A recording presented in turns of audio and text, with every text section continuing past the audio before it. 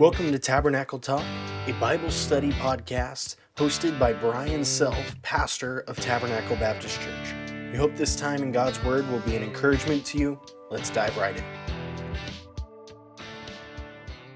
Well, podcast listener or viewer, welcome back. We are in Leviticus 23 today, and we're going to be looking at the holy days that are mentioned in the book of Leviticus.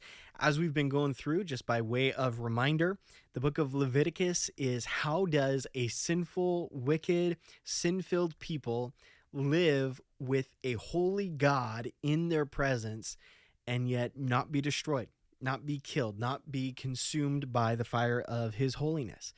And the answer is because God sets up a way for them to experience his life-giving presence without the destruction and justice on their sin.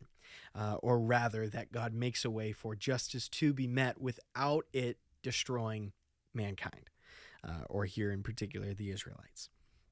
So as we've been going through, the book starts off with the priests and the sacrifices. It goes into the ceremonial or ritual laws of sin has affected so many things in the world around us, and even being pure from ways in which, though they are not sin themselves, sinful things and ways, considerations in which sin has brought death into the world or sickness or disease. How do we keep ourselves ceremonially clean? That's brought up in the book. Then there's the Day of Atonement, which is kind of the centerpiece of the entire book. This is the most important thing that happens, is the guilt and sin of all the people of Israel being placed on here these sacrifices, one sacrifice that is slain for the sin of Israel, and one sacrifice that is sent far away and takes the sin elsewhere. And we talked about how Jesus is both of those things for us, and we'll even see the Day of Atonement mentioned here again. And then we saw the moral law of God. And man, what a weighty section, what a needed section for our sin-sick hearts to be able to realize here is the righteous standard of a holy God, and we have all failed, and that's why we need Jesus, our perfect sacrifice, the one who fulfilled every aspect of the law and sacrifices on our behalf. So Leviticus 23 and verse 1. I'll continue going down the slope with you. As we come down from the Day of Atonement, we find the actual moral sins as well, and then we discover more things about the priests. So started with the priests and with the priests.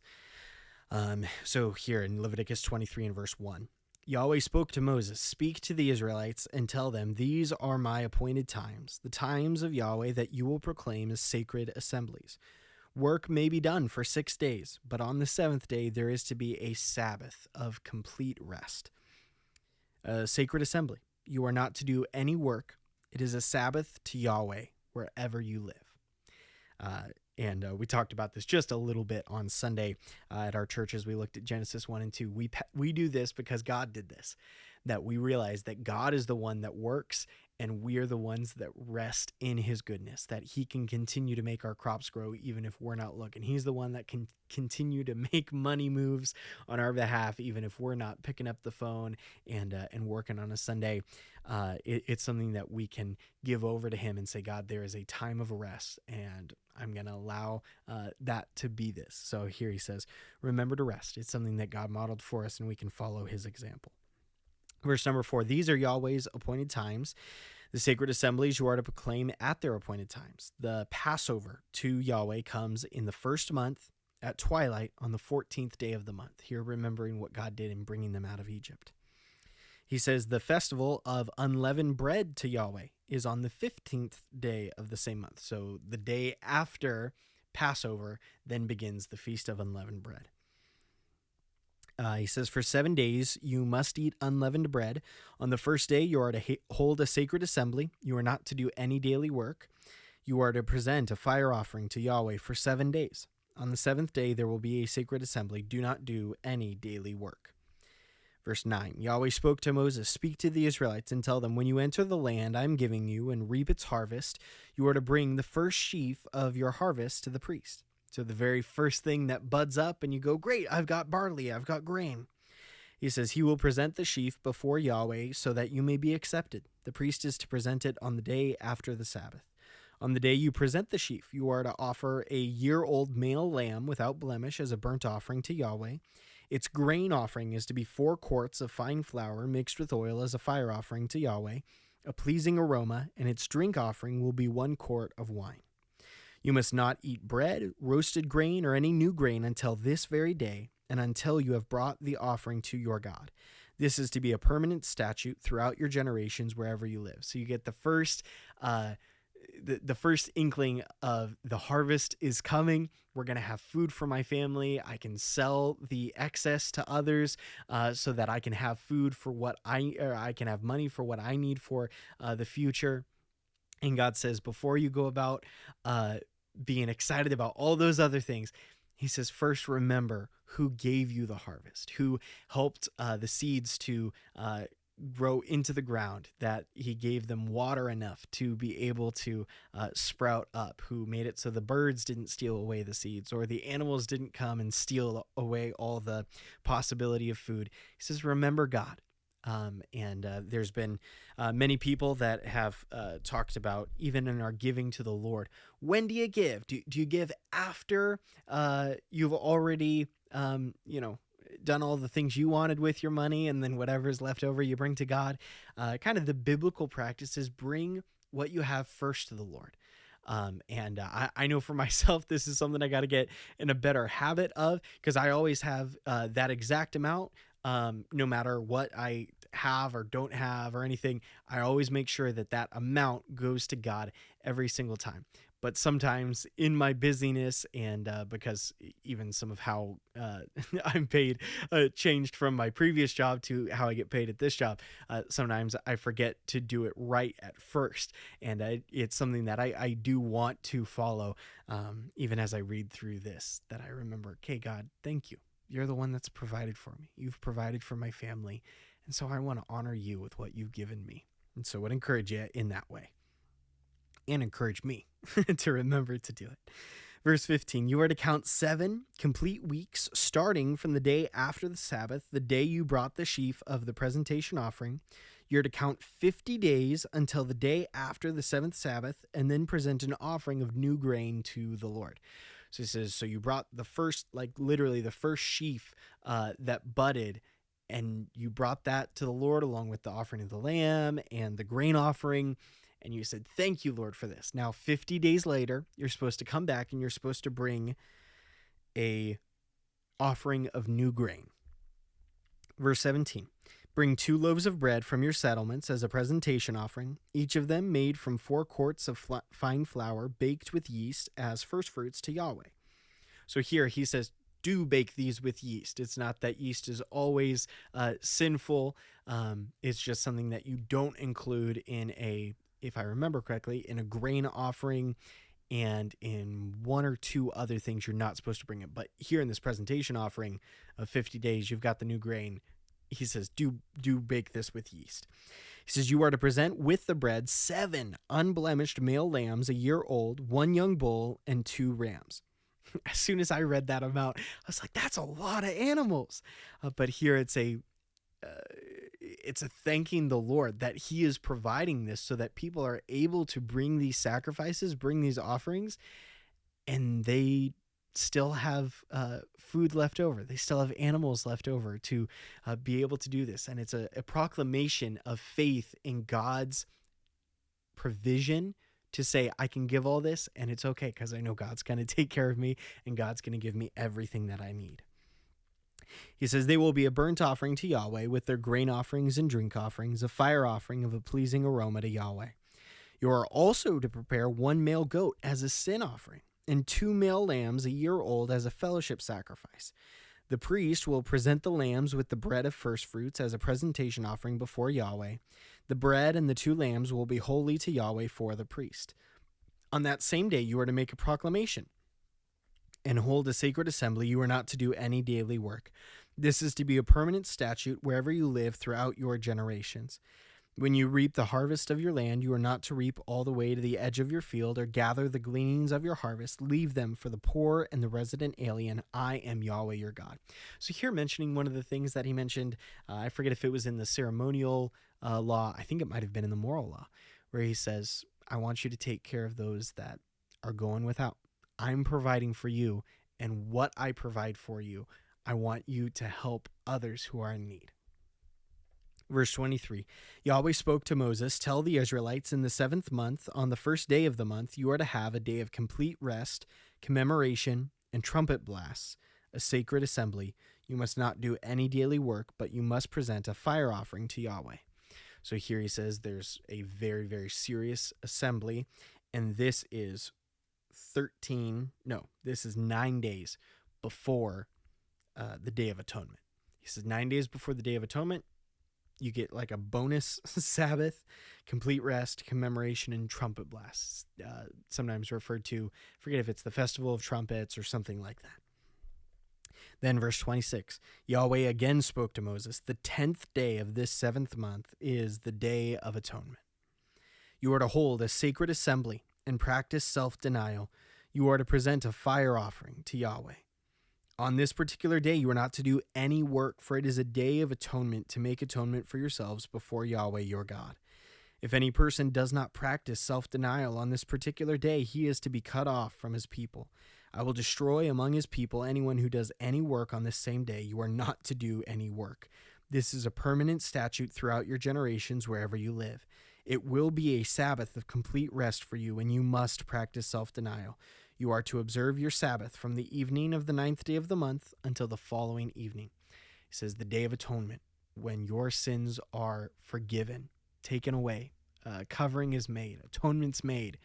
It's a very, very serious time, and you are not to take it lightly. You stop your work and remember what God is doing on your behalf.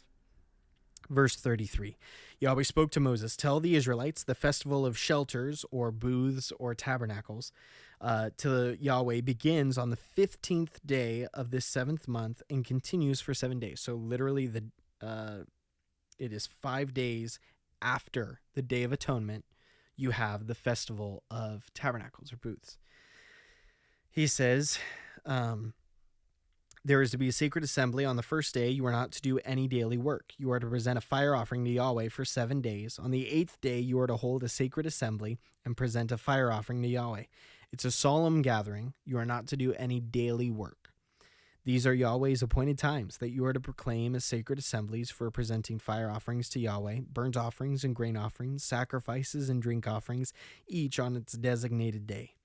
These are in addition to the offerings for Yahweh's Sabbaths, your gifts, all your vow offerings, all your free will offerings that you give to Yahweh. You are to celebrate Yahweh's festival on the 15th day of the 7th month for 7 days after you have gathered the produce of the land.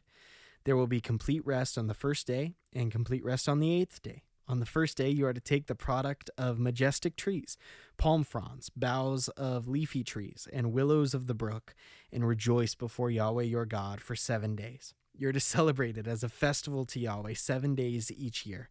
This is a permanent statute for you throughout your generations. Celebrate it in the 7th month. You're to live in shelters for 7 days. You're supposed to make your own tents or tabernacles or booths, just like the Israelites made their booths or tents that they lived in as they were fleeing Egypt as a result of what God did at the Passover. He says, all the native born of Israel must live in shelters so that your generations may know that I made the Israelites live in shelters when I brought them out of the land of Egypt. I am Yahweh your God. So Moses declared Yahweh's appointed times to the Israelites. Here God says, I've got some parties that I want you to observe. Times when you stop, when you realize that I am working on your behalf. I'm giving you food. I am giving you forgiveness. I am the one that made it so you are where you are today. Do you have any times where you stop and you remember, God, you're the reason that I'm here. You are the reason that I have what I have. Are you thankful to him? Do you give to him because of thankfulness from your heart, not out of a obligation of guilt, but do you give to him because he's worthy of it, because you love him and you love what he's done for you? Want to close here with Leviticus 24 verses 1 through 9. And then tomorrow we'll look at a very interesting section in chapter 24. He says, Yahweh spoke to Moses, command the Israelites to bring you pure oil from crushed olives for the light in order to keep the lamp burning regularly in the tabernacle and then later the temple. Aaron is to tend it continually from evening until morning before Yahweh outside the curtain of the testimony in the tent of meeting. This is a permanent statute throughout your generations. He must continually tend the lamps on the pure gold lampstand in Yahweh's presence. Take fine flour and bake it into 12 loaves. Each loaf is to be made with 4 quarts. Arrange them in 2 rows, 6 to a row, on the pure gold table before Yahweh. Here there's a picture. There's 12 loaves of bread that are in front of God, and the implication is this is the 12 tribes of Israel, that they live in the presence of God. And it's a cool little, they're the little bread pieces. It's just a funny mind picture to me, mental picture to me as I look at that. It says, place pure frankincense near each row so that it may serve as a memorial portion for the bread and a fire offering to Yahweh. The bread is to be set out before Yahweh every Sabbath day as a permanent covenant obligation on the part of the Israelites. It belongs to Aaron and his sons, who are to eat it in a holy place, for it is the holiest portion for him from the fire offerings to Yahweh. This is a permanent rule. And man, even as I think about that bread of the presence, the showbread, what comes to mind is then David, as he interacts with it. He's on the run from Saul. He's hungry. He needs food. He asks the priest, hey, can I have, do you guys have anything to eat? And they're like, oh, all we've got's the bread of the presence, the showbread. And David goes, great, can I have that? And then when the Pharisees in the New Testament are chiding Jesus because the disciples, they were picking some grain to be able to eat some food on the Sabbath. It wasn't like a lot of work. They just picked some things and were eating it. And so the Pharisees got mad at Jesus, and he says, didn't you read what David did? He says, the showbread was only for the priests. It's the holiest portion, like Leviticus 24 says. He says, but God allowed it because Sabbath wasn't made to oppress man. It was made to benefit, to help man. And then he tells them, the Son of Man, again from Daniel 7, the Messiah, God himself, Jesus is giving the biggest indication, I am the Son of Man, I'm the Messiah. And he says, I am Lord of the Sabbath. I'm the one that decides what happens. People can get very legalistic about the holy days or the Sabbaths. And I think of Paul's words in Colossians 2. He says, let no man therefore judge you in respect of a holy day or of Sabbaths or the new moons or any of those types of religious festivals. He says, don't let anyone judge you about those things. He says, what's important is Jesus. And so want to remind you of that. Remember that God has done everything for you. Let's be faithful to give to him of our first and our best. And may we realize that we are in God's presence and we can rejoice in him, that it's a joyful thing to be with the Lord. Thanks for tuning in. Hope you have a wonderful day, and we'll be resuming in Leviticus 24 tomorrow with a very interesting story.